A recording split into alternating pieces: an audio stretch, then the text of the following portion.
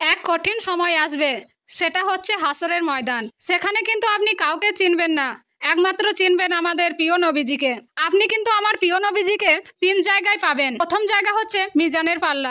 যখন আপনার পাপ সম্বন্ধে মাফ করা হবে, সেই মিজানের পাল্লায় আপনাকে তোলা হবে। আর আপনি যদি গুনাহগার হন, তাহলে ফেরেশতারা ধরে নিয়ে জাহান্নামের দিকে নিয়ে যাবে। তখন আমার প্রিয় নবীজি দেখবে, আপনাকে ডাক দিবে।